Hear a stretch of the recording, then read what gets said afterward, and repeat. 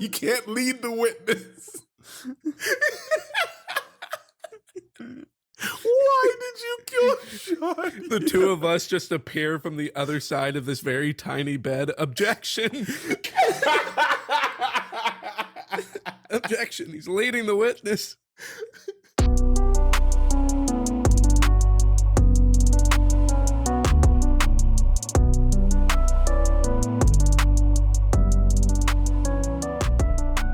Welcome to Casuals of Runeterra, episode 56.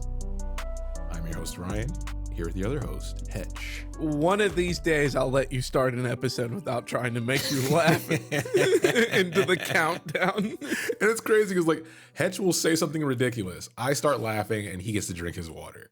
And then I have to start off kilter. I get to start off fresh. I'm the professional one of this show.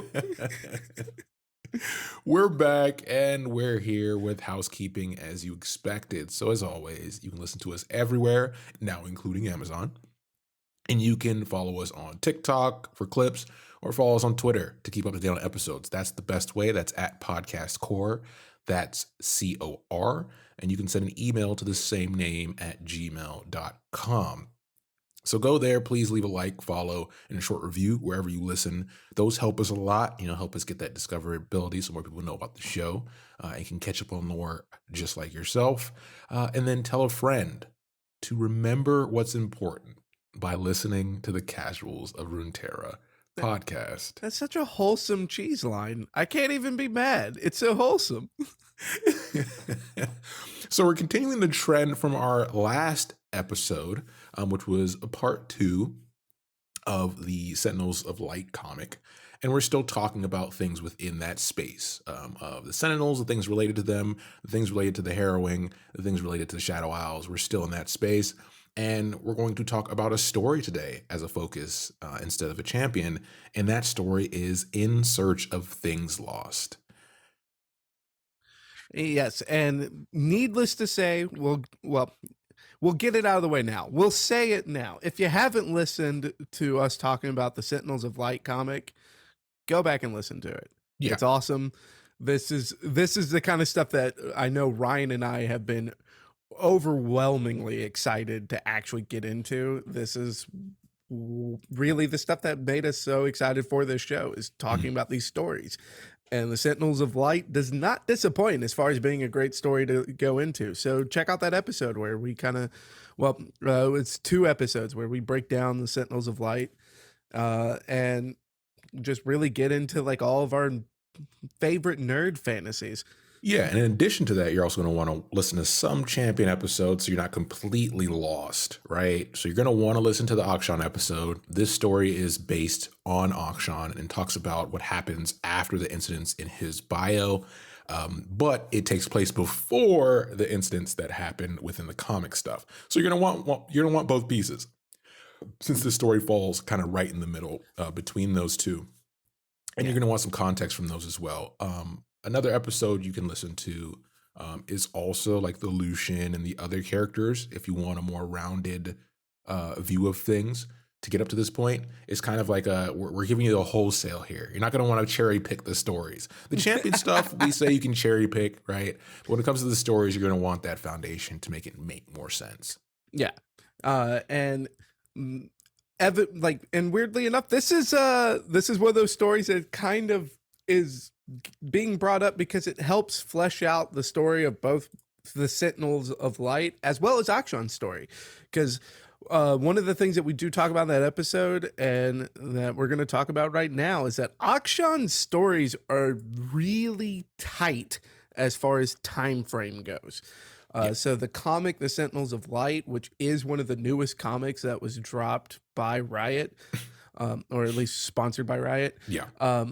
That the Sentinels of Light takes place immediately after the story that we're going to talk about today.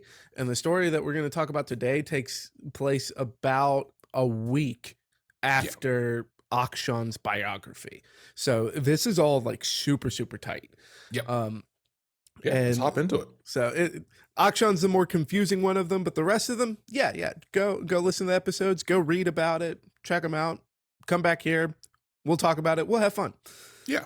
Now time to spoil everything. So where this story starts, and that's your spoiler warning, is we pick up a few weeks after Shadia dies, which is a big spoiler. That's why we kind of wanted to give you the lengthy intro.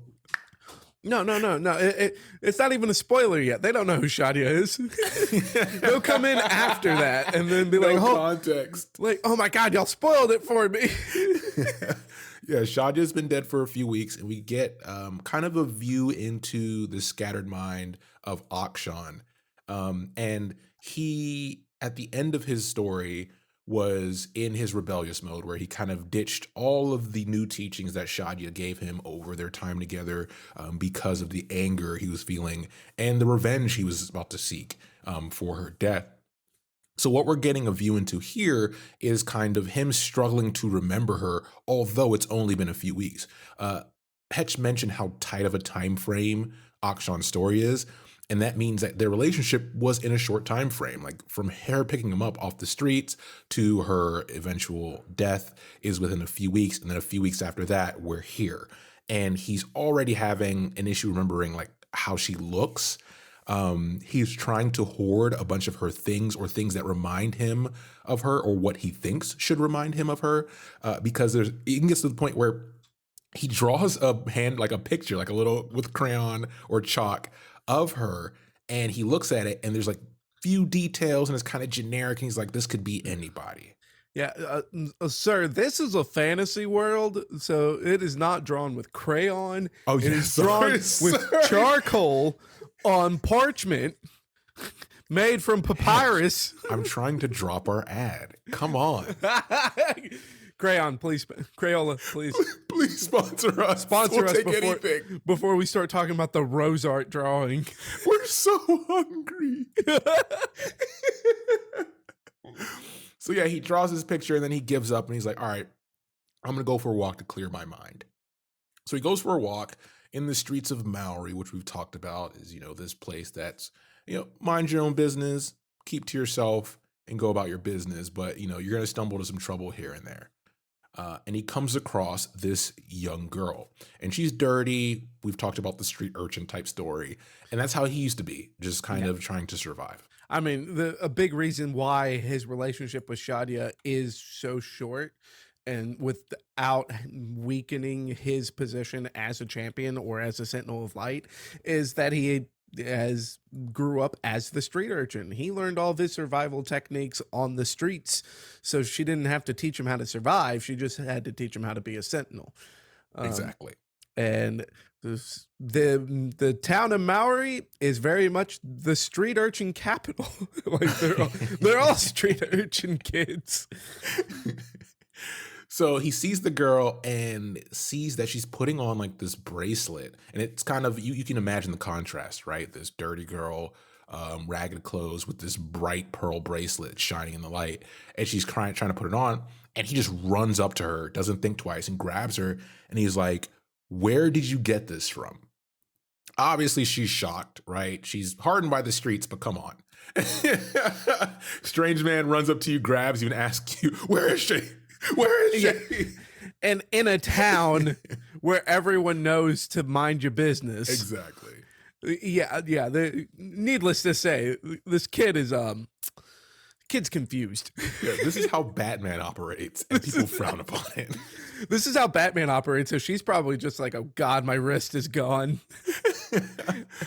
So after a while, he calms himself down. He's like, all right, let me just talk plainly. How did you come across this? Because obviously you shouldn't have this. And she refuses to tell him, right? Her mouth is sealed.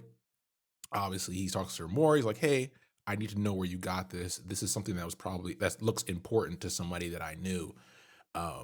And she says, well, I got it from someone as payment, essentially. And he coaxed some more information out of her. Turns out they didn't give it to her as payment. She stole it. And she stole it from a warlord whose stables she was cleaning. He didn't pay her, so she took her own payment. And in his mind, he's looking at her like, well, it wasn't his to have for you to steal. Which is like, all right, Akshan, come on. This is a little girl you're talking to. It's very complex. Like we're getting like borderline close to victim blaming. Yeah. Yep. Like, she did a job, got stiffed on the paycheck, and now he's getting mad at like what she took out of the office. Like so it's rough. Now, as far as me, I am the kind of person that likes to go way too crazy on hypotheticals that I ask myself. Yeah. So at no point do we ever know more about this girl. All right. We just know that she's a girl that's got a bracelet. Oh, I know where he's going. That Akshan recognizes to belong to Shadia. And the moment that it's like, oh, a female street urchin. All right. Is this the character that will later become Naja? And Naja is who we know from the card, the Vekaron Vagabond from Legends of Runeterra, which is the 3/3 for 3 mana that when you summon it, you get a Warlord's Palace or advance it to. Is this Naja? Is this Naja's origin story for Akshan? All right, because we do get to know that later on. Naja appears in Akshan's little escapades as far as raiding the warlords. Yeah. Now, the only thing that makes me think maybe not is the fact that Akshan's story is just tight. Like everything, the timeline's so tight. So, like, what is this like an image that we get like 5 years down the road? He's just still killing warlords, like, or is like the girl that's being depicted here not as little as we think? Who knows?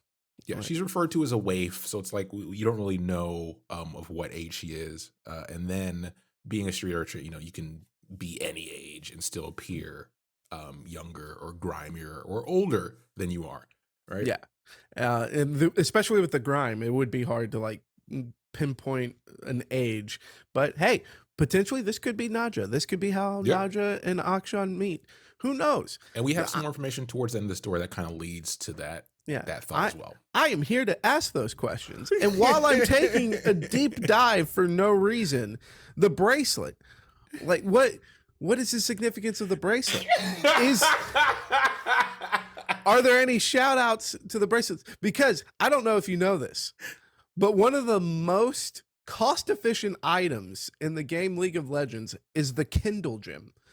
So what if this bracelet is made of Kindle Gems? It could, Hatch. Digging for the truth. Tune in tonight at 11. Exactly. So this takes us to the part where she finally tells him, okay, this may not be for your good, but it's the Devil of the Dunes. And it's a warlord that is known in the town or the city. And Akshan's like, I knew who that is. Okay, cool. And then she's like, well, you don't want to get involved with that guy. He's a killer. He's not just your normal, plush living the life warlord. This man gets his hands dirty. And by the time she says it, grapple hook, baby. They never expect it, but Akshan is off to the wind. They never expect the grapple hook. So this takes us to our second part of the story.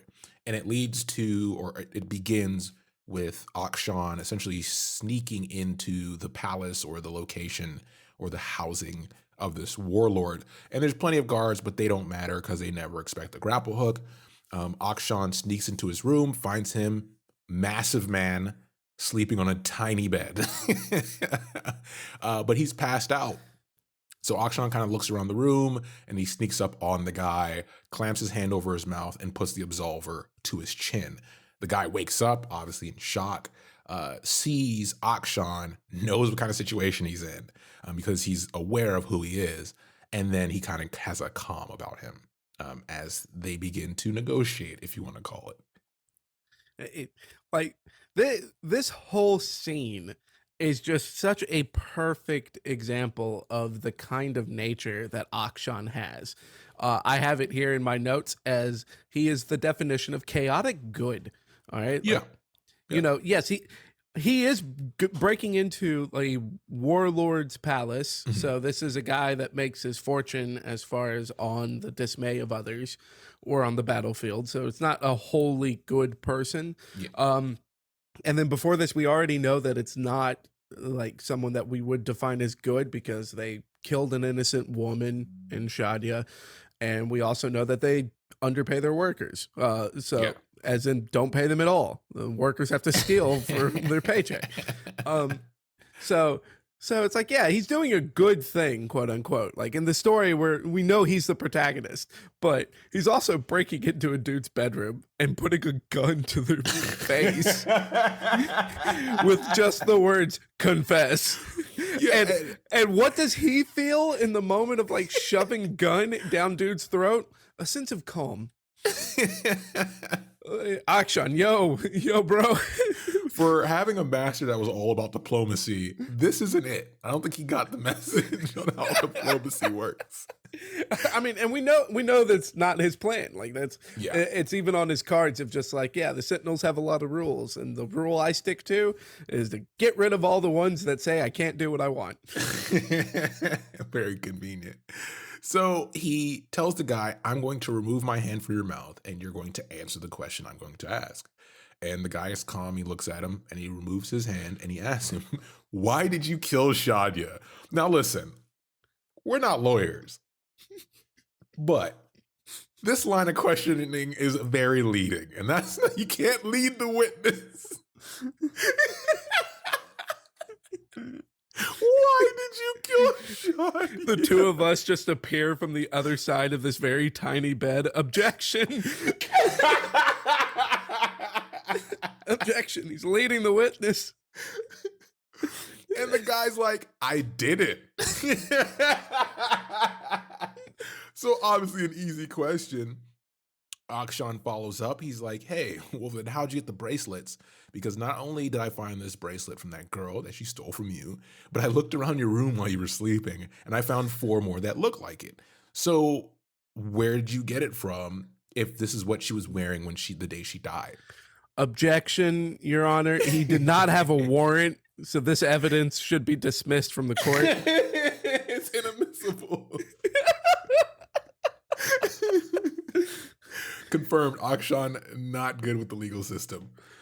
So after he asked him that question about, okay, so all the evidence kind of points towards you being involved in some aspect, the man changes the subject, which is kind of telling. But he says, I know who you are. I know what you do, and I know what you're looking for, and I know what you've been doing. So what's your plan, right? Like, what are you looking for? What do you want?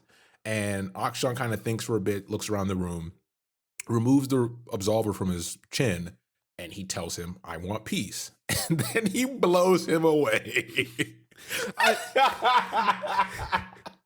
Now, as far as us like painting the picture and having way too much fun with this, like this really goes even further into like the chaotic good side of it. Yeah. Because one of the things as far as a warlord recognizing Akshan is that the warlord's aware that Akshan has been hunting down other warlords because he believes that if he kills his master's murderer, his master will return to life, which Akshan does know this from the absolver and what Shadia has taught him.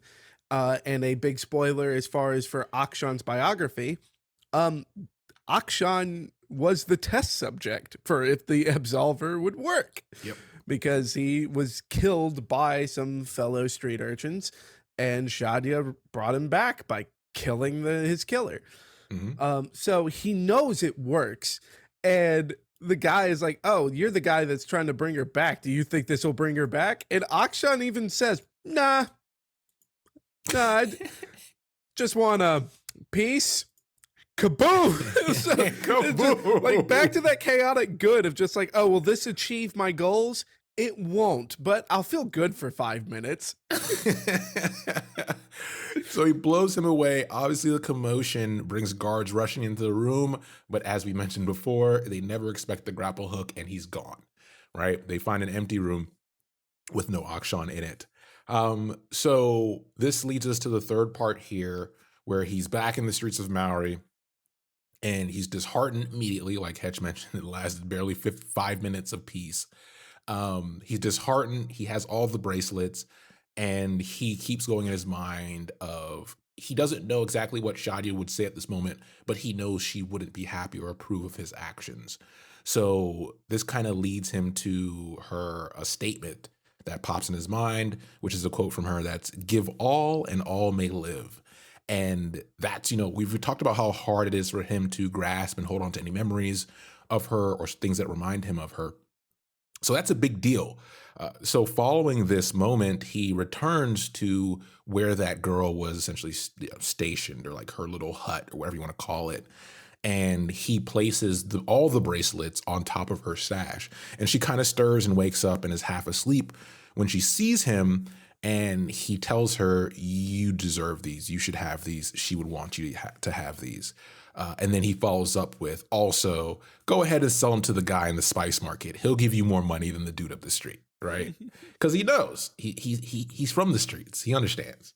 Yeah, like it goes back to like being in like a part of that neighborhood is, yeah, everyone keeps to themselves, but someone that you count within your circle, you're not going to let them get screwed. Yeah. The other thing that's really nice about this scene too is that we do get that the little bits of promises that Akshan holds on to, or at least like a code. We know from what he says that he has no interest in the Sentinel code. Yeah. And the code that he follows is more of the things that Shadia kind of showed to him that is not the same as the code. So as far as this one, give all and all may live, it's fitting that this is something that pops into his mind. So even though he's kind of forgetting what Shadia looks like, forgetting what she sounds like, the things that are sticking with him are things that a street urchin would naturally hold on to, as far as the values that are being taught from master to pupil, the values that someone that has a good nature would want to hold on to. And I think it's fitting that that's like, yeah, he didn't bring Shadia back, doesn't even feel better after what he did, but at the very least he's found a way to keep the memory alive. Yeah. Yeah, that's very well said. And we get the ending here, this is a big symbolic part of everything that, we've set up to this point, where he turns away from the girl and begins walking, and you have the sunrise that's mentioned, and he feels this warmth, right? Remember, Sentinels of Light, it's kind of on the nose. And he's starting to remember vividly what Shadia looks like and remember the memories, and everything's coming back to him after this act of kindness, very similar to the act of kindness that Shadia showed him in a desperate time in his life. And that's where we're left off. And the importance of this, and this kind of leads into, we do the questions or challenges. We're just going to kind of talk more about our feelings on the story itself for this episode. But this leads into the importance of the comic episodes that we've mentioned, the part 1 and part 2, because when Lucian comes to visit him or find him while looking for Shadia to help with that fight, he talks about how, "Lucian, you're weeks late," which is not too far from this point that happened where he's hunting these warlords and this experience. And Lucian is kind of a second experience on top of the one he has with this little girl, to extend that. So that's why the story is so important, both after what we get from his bio and before what we get during the event in Steadfast Heart. Yeah, and as far as with him meeting up with Lucian too, I do enjoy the fact that in this story, he still is. It's not put in direct words, but he's still struggling with the use of the absolver. Yeah. So because we do know, as far as when he actually does fire upon the warlord, like he's already expecting it not to work, and it's because it hasn't worked before. So the bringing back Shadia is something that he's already accepted. The time frame is just not there anymore. That's not going to happen. Exactly. But one of the things that is brought up is that when he fires at the warlord, it releases countless bolts of light, which we know that all the Sentinels of Light weapons, like they fire in the form of light. So like the light isn't the weird part; it's the countless bolts. So like, dude is just like, okay, yeah, let me eliminate this one guy, and then just goes minigun on his face at point blank range. And it's a nice little nod as far as to his ultimate in League of Legends, because it is like charging up a bunch of shots and they all fire off. But it also, like, as far as just in the story, it gives that vibe of, yeah, he doesn't know how all this works still. And it fits because this is only like 3 weeks into his time of being a Sentinel of Light apprentice. And then the full-time Sentinel of Light due to Master passing on. And then it's on the heels of this because again, never 5 minutes to breathe. He goes back home and is like, yo, Lucian, you don't knock before you come in here? Like what's up with that? And then that ultimately leads to another spoiler, if not clear yet. This ultimately leads to Lucian getting ganked by Viego and Akshan bringing him back. Yeah. Ganked by one of Viego's missed wraiths. I started saying wrist maith. My brain was stuck on it, and then it was like I was like, that is incorrect. So then I'm just sitting here going, "Is just an upside down W." Thank you. So it makes sense. But yeah, as one of the final thoughts here, we keep mentioning the tight time frame as Akshan. You know, both when he was revealed as a character, both when all of his stories kind of came out at once, and him being a pivotal part in the overall Sentinel of Light situation. So stories like this actually have more importance for him than, you know, legacy characters that have a lot of reference or a lot of lore built over a long period of time. Because you don't want to feel like you're forcing a character into a story. But because of his time frame of everything happening like within a month, you also want to provide enough details so that, you know, the readers and the fans can get a good sense of how he fits into everything.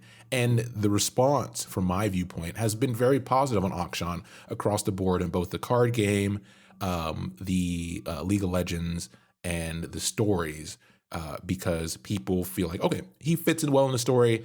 It's cool, there's a bunch of legacy characters, but it's fun to have somebody new to tell a little bit more, right? Yeah. And it also is refreshing just because of the fact that like they did that to lead into the Sentinels of Light. Yeah. So then it wasn't just an event of like, here's all of your favorite heroes that randomly become Sentinels of Light. Ha ha ha. Yeah. Like if they did that, it would have truly like demeaned the station of Sentinel of Light. Yeah. Because then it's just like, okay, cool. Now it's just a skin. Thanks, I guess. Yeah. But like it actually breathes more life into this because we've always known of Lucian. Then we later got Senna, which kind of brought his story around. But then it's like, yeah, no, they were all over Runeterra because there's harrowings everywhere. Yeah. And we'll get into that more soon. So stay tuned for another episode where we talk about how harrowings play into the overall lore of Runeterra.